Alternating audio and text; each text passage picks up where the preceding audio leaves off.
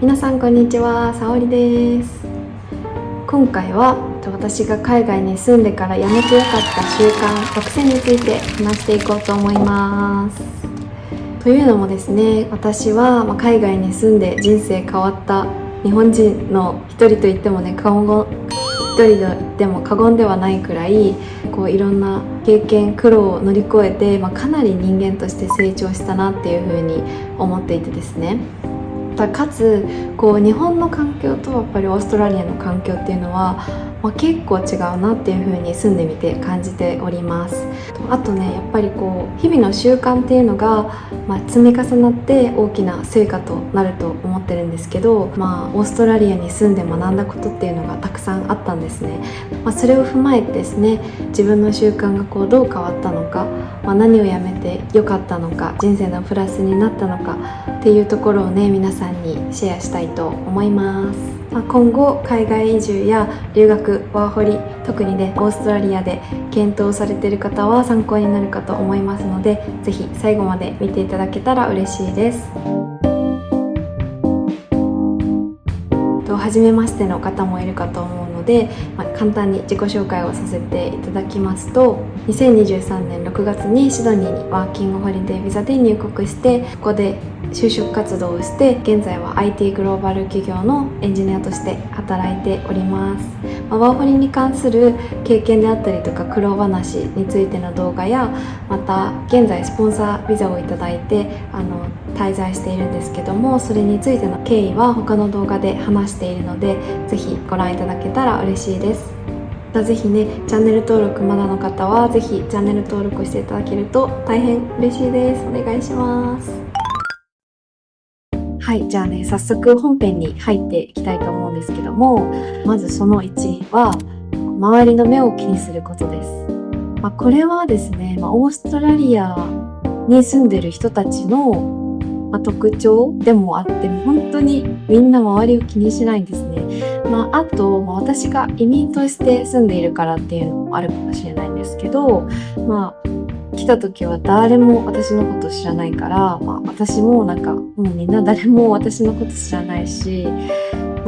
そんなにね気にすることもないなっていうふうに思えたのもあるし、あとはもうみんなそれぞれもうやりたいことをやってるし、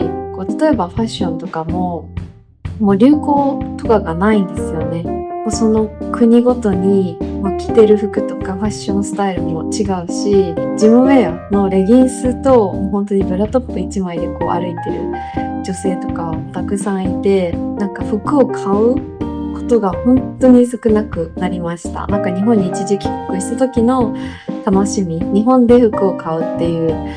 のが私は多いかなっていう感じです。ただその分ね、美意識が日本にいた時より下がるっていうデメリットはあるかもしれません。はい、その2、思ったことを我慢せず伝えないことです。これはですね、よく言われる通り日本だと、察する文化とか直接的な表現を避けて文章の裏を読むような、そういったね、何でしょう、趣があったりとか、そういうのが美しいっていう風にされてる文化かなっていう風に思うんですけど、海外では、特に英語もですね、言語的な背景もあり、結論から言うとかみんな言葉の裏を読もうとはしないんですね。なので嫌なことははっきり嫌って言ったりとか、してほしいことはしてほしいっていう風にはっきり言わないと伝わらない。一番はね、ちゃんと自分でスピークアウトをしていかないと、生きていけないので、そこは自分自身変わったなっていう思うところですね。もう黙っとしてると本当に損してしまうので、ずずしいかなって日本人レベルで多分思うぐらいでも全然普通なので、前よりねガンガン言うようになりました。その3、人に合わせることですね。これもさっきのとちょっと似てるんですけど、協調性がないとは別で、無理して人に合わせようっていう風にすることがなくなりましたね。年齢的なこともあるのかちょっとわかんないんですけど、例えば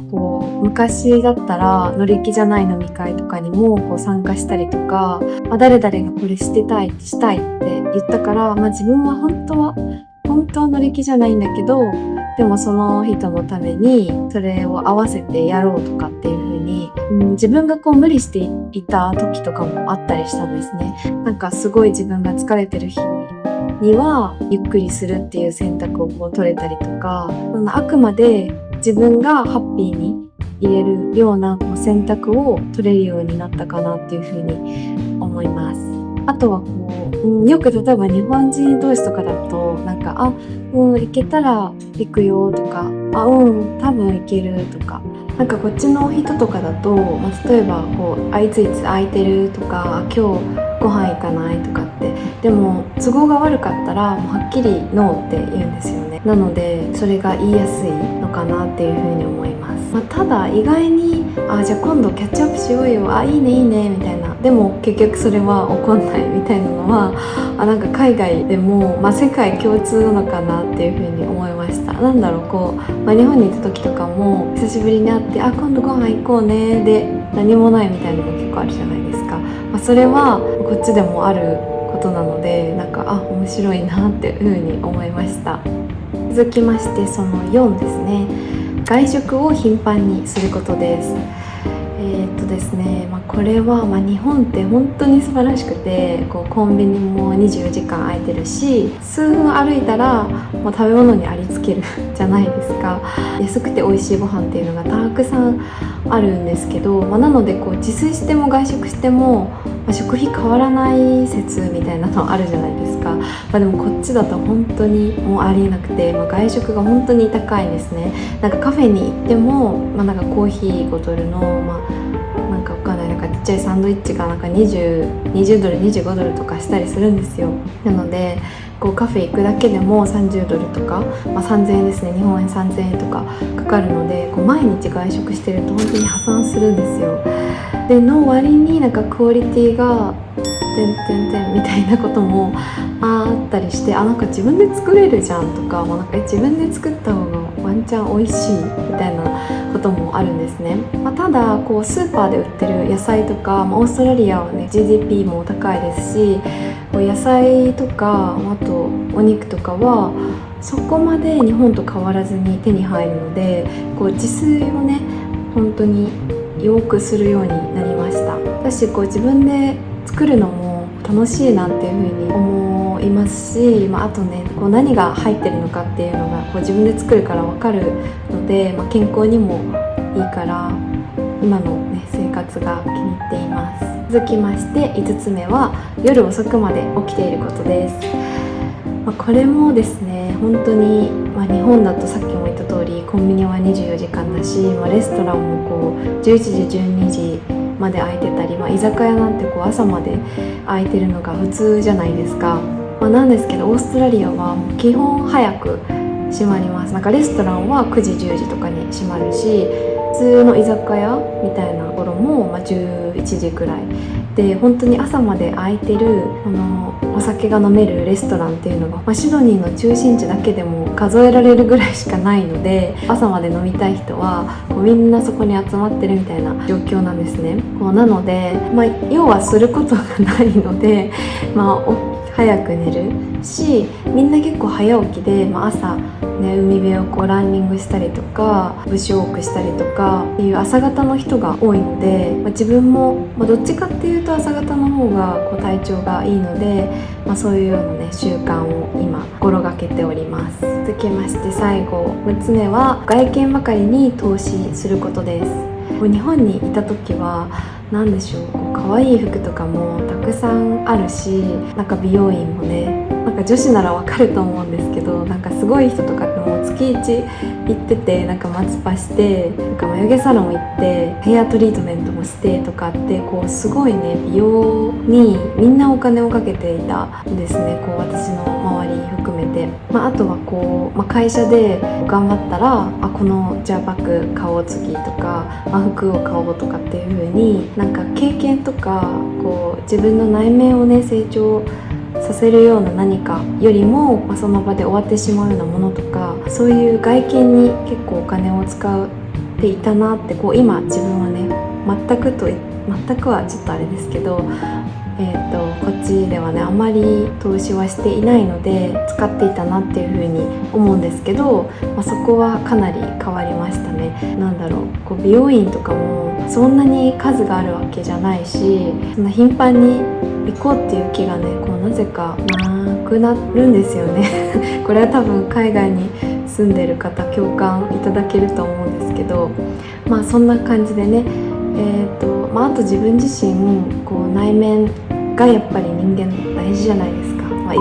くらね外を磨いても内面が空っぽだったら何もないので、やっぱりもちろんねバランスが大事で、じゃあ見た目全く気にしなくていいのかっていうと、外見がやっぱりスタートとして見られるので大事だと思うんですけど、それよりも今は勉強のためのお金にしたりとか、旅行は前から好きだったんですけど、行ってみたい国とかをねちゃんとリストアップして、それに向けて貯金をしたりとかっていうように、自分の成長とか、あとは経験にお金を使おうっていう風になったのが結構変わったなっていう思うところになります。以上、私が海外に住んでからやめてよかった習慣6選になります。いかがでしたでしょうか。これで共感できるとか、私これやめてよかったよとか、日本でやってたこの習慣ができなくなっちゃったとかね、何かコメントがあれば教えていただけると嬉しいです。私もね個人的に、電話相談を開始しております。有料となってしまうんですけども、私の経験をもとにワーホリであったりとか、海外就職に関して悩み不安何でも構わないので、相談したい方はぜひ DM にてお知らせいただければ幸いです。最後まで見ていただきまして本当にありがとうございます。じゃあまた次の動画でお会いしましょう。バイバイ。